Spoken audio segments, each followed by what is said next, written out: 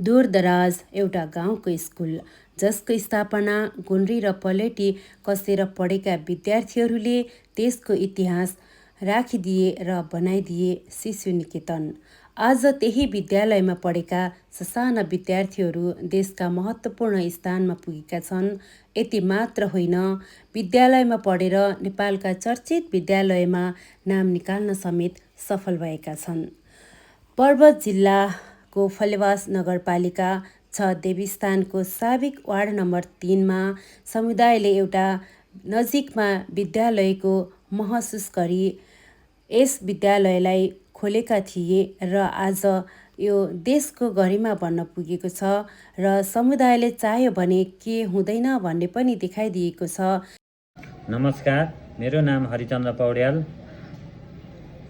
यहाँ श्री शिशु निकेतन आधारभूत विद्यालयको प्रधानाध्यापक।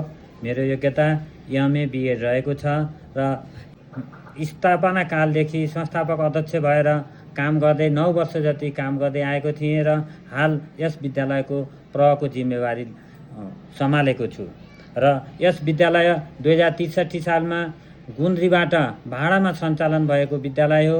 यस विद्यालयमा सबै अभिभावकज्यूहरूको सक्रियताले गर्दाखेरिमा सबैले सहयोग उठाएर शिक्षकहरूलाई विद्यालय व्यवस्थापन समिति, समुदाय र सबै अभिभावकज्यूहरूले पैसा उठाएर शिक्षकहरूलाई तलब खुवाएर यो विद्यालय यसरी यो विद्यालय खास गरिकन 2071 सालबाट राष्ट्रिय गौरवका विद्यालयहरू गण्डकी बोर्डिङ पोखरा लामाचौर र बुढा नीलकण्ठ स्कुल काठमाडौँ जस्ता जहाँ राजा महाराजाका छोराछोरीहरूले अध्ययन गर्ने विद्यालयमा यहाँका विद्यार्थीहरू हरेक वर्ष 2-3 जना विद्यार्थीहरू छात्रवृत्तिमा नाम निकालेर जान सफल भएका छन्। नमस्कार, म श्री फरिद प्रसाद शर्मा। विद्यालय साह्रै नै नाजुक स्थितिमा गुन्द्रीबाट स्थापना भएको थियो। हाल आएर यो विद्यालय जिल्लाकै नमुना विद्यालय अन्तर्गत पर्न गइरहेको छ।